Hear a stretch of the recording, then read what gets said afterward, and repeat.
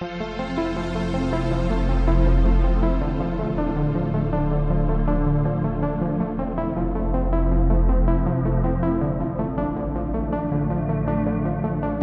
didn't even know that there was this word for how I felt until it was actually on social media, and I saw someone, I was like, hang on, this is like how I'm feeling, and you sort of realise there's a word for it, but it was still something that I just denied for ages, so I was like, it will change too much kind of thing.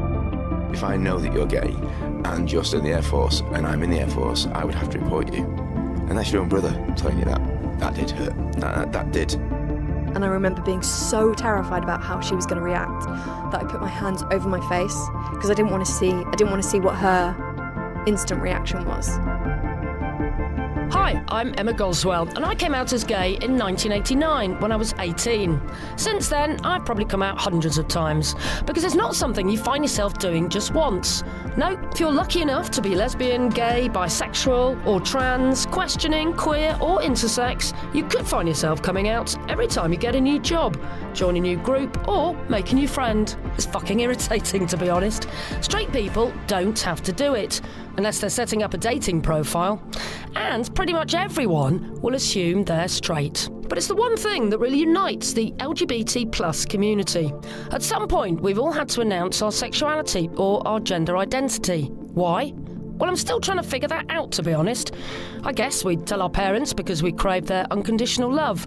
We tell our friends because we want them to understand us and love us for who we really are. And we tell the people we're attracted to because we want a shag. Whatever the reason, the thing about coming out is there aren't any rules. But you should only do it when you're ready, and make sure you do it on your terms. For some people, it's when they're children and still at school. Others could be in their 70s or even 80s and have been married to someone of the opposite gender, or even living as a different gender for decades. There's no right or wrong way to come out. There's no right or wrong words to use, and there's no right or wrong time. So this definitely isn't a guide to coming out.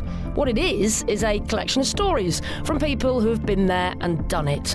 And believe me, no story is the same. Some of these stories will break your heart, some will fill your heart with wonder and joy, and some will make you cry with laughter.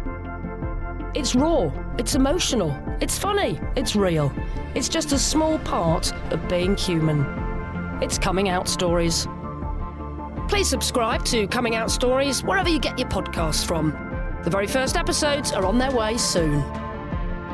When I did tell her, I didn't really know what to say, and so I just said to her, like, what would you say if I said I wanted to be a boy? The type of things that I hear are, I understand what it is about. Yeah, no, I understand bisexual, you just really love sex. And I'm like, probably no more than you.